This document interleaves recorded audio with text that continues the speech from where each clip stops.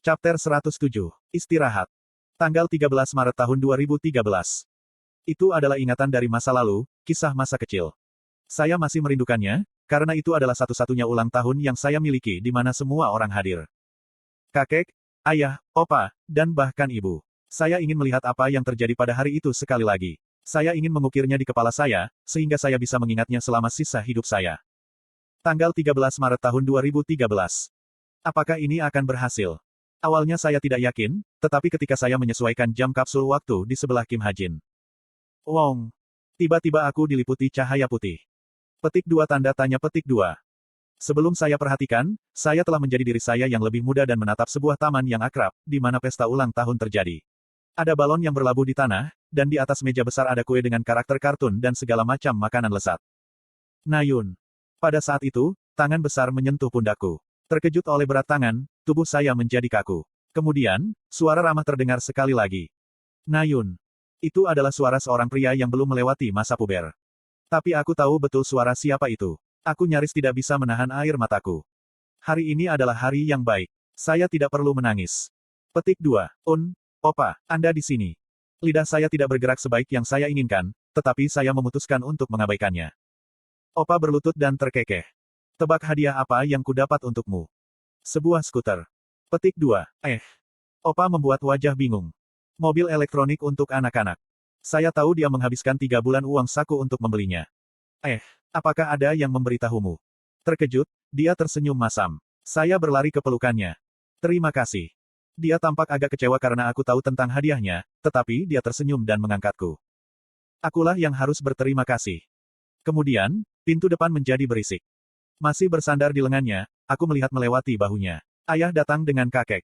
Iya, bayi-bayi kecilku. Kakek mendekati kami, tersenyum ramah. Opa menyerahkanku ke kakek. Dada kakek lebih keras dan lebih berat dari dada opa. Selamat ulang tahun, Nayun. Terima kasih, kakek. Oh. Kakek tampak sedikit terkejut. Itu mungkin karena aku takut padanya ketika aku masih muda. Kakek membelai kepalaku dan menurunkanku. Berdiri di atas rumput, saya melihat ke depan. Hati saya bergetar dan tangan saya berkeringat. Seiring dengan angin sepoi-sepoi, orang itu akhirnya muncul. Dengan kulit seperti batu giok putih dan rambut coklat yang panjang dan feminin tidak seperti milikku. Ibu berjalan masuk dari pintu depan. Bu. Saya memanggilnya untuk pertama kalinya dalam waktu yang sangat lama. Aku bisa merasakan wajahku berkerut. Bibir saya mungkin menonjol keluar tidak menarik, dan mata saya mungkin setengah menyimpang. Tapi memanggil namanya saja tidak cukup. Saya berlari dengan semua kekuatan yang bisa saya kumpulkan dan melompat ke pelukannya. Aroma lembut meresap ke tubuhku. Sebuah suara yang sudah lama saya lupakan meresapi telingaku. Saya menangis dan menangis lagi, sehingga saya tidak bisa membuka mata. Saya duduk di ujung meja yang masih dalam pelukan ibu. Ayah berbicara dengan khawatir. Nayun, mengapa kamu menangis? Apakah kamu terluka di mana saja? Petik 2.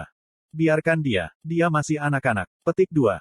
Saya hampir tidak berhasil berhenti menangis setelah sekitar 5 menit. Butuh waktu berapa lama bagiku untuk menyadari bahwa ini bukan kenyataan. Terlalu berharga untuk membuang-buang waktu menangis. Aku menyeka air mata di mataku dan melihat kue di depanku. Kakek melambaikan tangannya, menyalakan lilin di atas kue. Mama tertawa. Nayun, meniupnya dan membuat permintaan. Ingin. Ya, saat Anda memejamkan mata dan membuat permintaan saat Anda meniup lilin kue ulang tahun Anda, keinginan Anda akan terkabul. Petik 2. Saya menutup mata.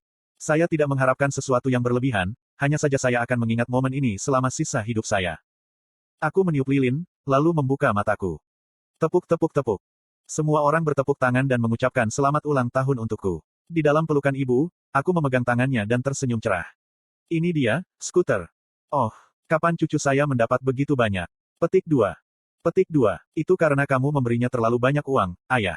Anda seharusnya tidak terlalu merusaknya. Petik 2. Apa kamu mengeluh karena aku tidak memberimu sebanyak ketika kamu seusianya? Bagaimana menurutmu, putri? Petik 2. Nayun, ini pinguin dengan kacamata gelombang. Ibu mengganti topik pembicaraan dan memberiku boneka Pororo. Aku mengingatkan ibu bahwa pinguin ini bernama Pororo. Tapi sekarang, saya tidak bisa mengatakan apa-apa karena ada benjolan di tenggorokan. Lingkungan sudah memutih, seolah-olah tinta keluar dari sebuah lukisan. Waktu sudah habis. Hati saya terasa seperti akan meledak, dan air mata yang saya tahan mulai mengalir. Masih mendengar suara-suara penuh kasih sayang dari mom dan opa, aku memejamkan mata. Segera, dunia menjadi sunyi. Kuaa, lalu dedaunan berdesir. Ketika saya membuka mata, saya berada di dalam gunung. Aku menggeliat, tidak bisa memikirkan apapun. Sekarang, saatnya mencari Kim Ha-jin. Chae Na-yun mengulurkan tangannya padaku, dan aku balas menatapnya. Apakah dia berusaha membantu saya? Saya menerima tawarannya. Terima kasih. Ketika saya bangun, Chae Na-yun memberi saya pandangan baru. Hei. Iya. Chae Na-yun memberiku kapsul waktu. Kapsul waktu. Aku pernah menggunakannya sekali, tapi sepertinya masih di sini. Sangat. Saya memeriksa jam tangan pintar saya untuk mencari tahu alasannya. Kamu ambil. Hah? Mengapa Anda harus menggunakannya saat ini? Petik 2. Mungkin karena dibawa ke masa lalu dari masa lalu atau mungkin karena sudah pernah digunakan sebelumnya, kapsul waktu memiliki sesuatu yang disebut jumlah kekuatan sihir yang diperlukan. 15.000 unit kekuatan sihir diperlukan untuk mengisi penuh, yang berarti bahwa stat kekuatan sihir seseorang harus 15 untuk menggunakannya sekali. Setelah itu, jumlah yang diperlukan akan berlipat ganda, sehingga praktis tidak mungkin untuk digunakan kembali. Tak perlu dikatakan bahwa itu perlu dibebankan dalam sekali jalan oleh satu orang. Tidak, kamu harus menggunakannya nanti ketika kamu ingin melihatnya lagi. Tidak, aku tidak bisa. Sekarang giliran Anda untuk. Aku sudah bilang. Saya memotongnya. Aku belum pernah bertemu mereka sebelumnya. Segera, Chae Na-yun menutup mulutnya. Jadi kamu menggunakannya, oke. Baik. Chae Na-yun balas setengah enggan, setengah senang. Sambil tersenyum, aku berbalik dan mulai menuruni gunung. Ah, hei, kamu mau kemana? Saya lelah. Saya akan pulang ke rumah. Petik 2. Apa? Chae Na-yun berlari ke arahku dan meraih ke lenganku. Ketika saya melihat lengan baju saya, dia menarik tangannya kembali. Kenapa? Mengapa kamu kembali sekarang? Petik 2. Karena aku lelah. Bukan, karena saya yakin. Petik 2. Tetapi tetap saja. Aku tidak akan datang. Saya akan pulang ke rumah. Petik 2. Baik. Pada penolakan tegas saya, Chae Na-yun berbalik cemberut. Pada saat itu, jam tangan pintar saya berdering. Ini nomor akun saya. Saya akan membalas Anda sesegera mungkin. Itu Tomer. Sebelum saya datang ke sini, saya menulis surat perjanjian untuk Tomer. Saya bahkan menambahkan kontrak kekuatan sihir yang menakutkan di atasnya. Menggunakan jam tangan pintar saya mentransfer uang ke akun Tomer. Hei. Kemudian, saya menelepon Chae Na-yun. Dia tiba-tiba berbalik dengan senyum nakal di wajahnya. Ya gelombang. Anda datang gelombang. Petik 2. Tidak, beritahu orang-orang lain bahwa aku akan kembali. Petik 2. Wajahnya berkerut seperti koran jelek. Sampai jumpa lagi. Saat saya berbalik, saya mendapat peringatan dari valet bankuet. Tomer telah mentransfer biaya, yang akan dikonversi menjadi poin untuk valet bankuet dan ditransfer kepada saya ketika saya memberikan informasi. Saya mengirim informasi kepada Tomer. Fernin Yesus mengubah namanya menjadi Agus Benyamin. Saya turun gunung saat saya menulis balasan. Ketika saya tiba di kaki gunung dan akan mengambil sepeda saya menerima pesan lain. Terima kasih banyak untuk hari ini. Rasanya seperti saya menerima sesuatu yang berharga. Aku akan mentraktirmu sesuatu yang baik nanti pangkat-pangkat. Itu adalah pesan dari Chae Na-yun. Petik 2. Dia kedengarannya penuh kasih sayang. Masa lalu apa yang dia lihat? Saya menulis balasan dengan senyum di wajah saya. Ya. 191. Saya kembali ke Kyuk. Meskipun saya mengalami 90 hari di masa lalu, hanya 7 jam telah berlalu dalam kenyataan. Berdiri di taman pusat Kyuk, saya membentang dan menikmati angin laut. Untuk beberapa alasan, saya merasa santai. Tempat ini sepertinya telah menjadi rumah saya. Saya menyalakan jam tangan pintar saya ketika saya berjalan kembali ke asrama. Berkat tersembunyi meningkatkan statistik Anda sebesar 0,005 poin. Berkat tersembunyi meningkatkan statistik Anda sebesar 0,005 poin. Berkat tersembunyi meningkatkan statistik Anda sebesar 0,005 poin. Keberuntunganmu diaktifkan. Dengan mengonsumsi makanan yang kaya mana, semua statistik meningkat 0,01 poin. Saya melewati tumpukan peringatan selama 90 hari terakhir. Setelah itu, saya memeriksa statistik saya. Sama dengan. Kekuatan 2,970 plus 2,970. Stamina 2980 plus 2980. Kecepatan 4685 plus 4685. Persepsi 5620 plus 5620. Vitality 3070 plus 3070. Kekuatan sihir 2005. Sama dengan. Oh, aku dengan kekuatan penuh. Angka dalam kurung adalah statistik sementara yang diperoleh dari konversi energi. Berkat tinggal di daerah kaya mana untuk waktu yang lama, itu telah terisi hingga 100%. Hanya melihatnya tersenyum di wajahku. Petik 2. Pada saat itu, saya melihat seseorang berlari ke arah saya dari kejauhan. Gadis pirang yang mengenakan headphone, kaos, dan celana olahraga. Itu adalah Rahel. Tapi aku tidak bisa membantu tetapi meragukan mataku ketika aku melihatnya. Petik 2. Ada apa dengan warna keringat? Celana olahraganya berwarna bayam, sedangkan kaosnya berwarna biru cerah. Dia berpakaian bagus untuk karaoke, jadi apakah dia hanya memakai apa saja untuk berlari? Saya tidak membuat pengaturan terperinci seperti itu, jadi saya tidak tahu. Saya ingat menulis bahwa dia dibesarkan di lingkungan yang terlindung, tetapi itu jelas karena dia adalah seorang putri. Segera, kecepatan lari Rahel melambat. Sepertinya dia menemukan saya. Halo. Aku membungkuk ringan ketika dia mendekat. Dia melepas headphone dan tersenyum. Sudah lama, Rahel sih. Iya nih. Apakah kamu kembali dari Inggris? Iya nih. Ah, gelombang. Saya berencana untuk pergi karena saya tidak banyak bicara, tetapi keringatnya terus mengganggu saya. Saya mengeluarkan batuk kering dan bertanya dengan hati-hati. Petik 2. Apakah kamu biasanya memakai keringat saat berlari? Iya nih. Ah. Rahel membuat wajah malu dan bertanya dengan malu-malu. Apakah mereka baik-baik saja? Iya nih. Yah, ini agak memalukan, tapi aku belum pernah memilih pakaianku sendiri sebelumnya. Pelayanku biasanya memilih pakaianku. Rahel berputar seolah ingin memamerkan pakaiannya. Tapi itu terlalu ketinggalan zaman. Karena saya akan segera menjadi dewasa, saya berusaha lebih keras dalam memilih pakaian saya. Dia terdengar tidak percaya diri dalam selera busananya, dan memang begitu. Aku menggaruk leherku dan bergumam. Kupikir kau harus memakai apa yang dijemput pelayanmu. Petik 2. Apakah itu menonjol? Iya banyak. Ah. Dia memindai pakaiannya, lalu mengangguk seolah dia mengambil keputusan. Apa yang dia rencanakan? Saya memperhatikannya dengan penuh minat. Ah, gelombang. Hampir seperti memikirkan ide cemerlang, Rahel tiba-tiba membungkuk dan menarik satu kaki celana olahraganya. Kemudian, dia menatapku meminta konfirmasi. Bagaimana kalau sekarang? Petik 2. Sepertinya dia salah mengerti apa yang saya maksudkan dengan berdiri. Mungkin itu masalah dengan bahasa Koreanya. Pakailah apa yang disarankan pelayanmu. Petik 2.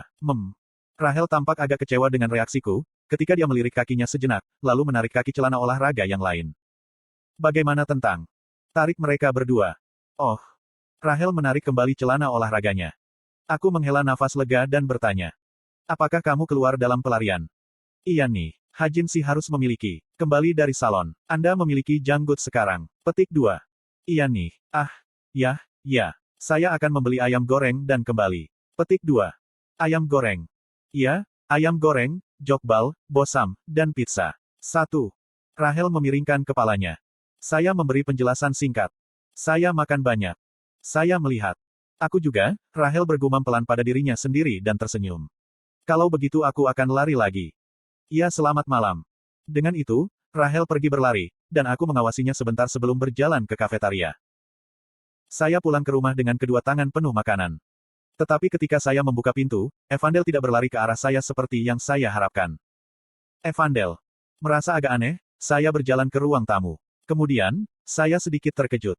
Petik 2. Persetan. Saya bertemu dengan adegan yang cukup aneh.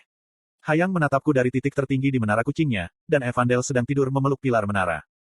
Dari kelihatannya, dia mencoba membuat Hayang turun dan tertidur setelah kelelahan. Dilihat dari kekacauan di lantai, tampaknya ada cukup pengejaran di antara keduanya. Mereka masih bertarung, ya. Aku mendekati Evandel sambil tertawa, lalu mengambil kaki ayam goreng di hidungnya. Mengendus. Hidung Evandel bergoyang.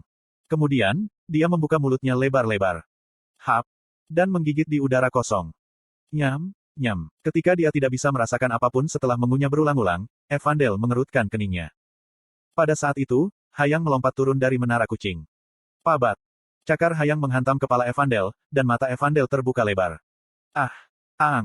Dia meraih kepalanya dan mengerang. Dia kemudian menemukan saya dan bergegas kembali ke dinding. Apa? Maksud kamu apa? Siapa itu? Ini aku, Hajin. Petik 2. Evandel mulai membedah wajahku dengan matanya yang mengantuk. Petik 2. Hajin. Ya, rambutku dipotong. Kemarilah, saya membawa ayam goreng. Petik 2. Ayam goreng. Bosam dan jokbal juga. Bosam, jokbal. Evandel bergumam linglung saat dia mendekatiku. Aku berlutut dan mengulurkan tangan. Seorang anak kecil berayun ke pelukanku. Aku tersenyum. Ada sesuatu yang selalu ingin saya lakukan. Aku menggosok jenggotku di pipi Evandel. Apa itu? Tidak. Terkejut, Evandel mencoba melarikan diri, tetapi sudah terlambat. Saya melihatnya untuk pertama kalinya dalam 90 hari. Tanpa ragu, saya sangat merindukannya. Aku terus menggosok janggutku padanya. Kulitnya yang lembut terasa nyaman di janggutku yang berduri. Evandel menolak, bahkan mencoba memasukkan tangannya ke mulut dan hidungku, tetapi aku tidak berhenti. Kemudian, Hayang mendekati kami. Dia mengirimi kami pandangan aneh, jadi aku berhenti menggosok wajahku ke arah Evandel. Petik 2 tanda tanya petik 2. Hayang menatap bagian belakang kepala Evandel dan mengangkat cakarnya. Tepat ketika saya bertanya-tanya apa yang dia rencanakan. Pukulan keras. Hayang menamparkan kepala Evandel dan melarikan diri. Kim Hayang, Anda kembali ke sini. Petik 2. Evandel mulai mengejar Hayang dengan marah. Namun, Hayang telah mencapai puncak menara kucing dalam sekejap mata. Kamu. Petik 2. Evandel mulai mengguncang menara dengan semua kekuatan yang bisa dikerahkannya. Turun, dapatkan 2 on di sini. Petik 2. Petik 2. Saya akhirnya mengerti apa yang saya lihat ketika saya sampai di rumah. 1. Google Jokbal dan Bosam jika Anda tidak tahu apa itu.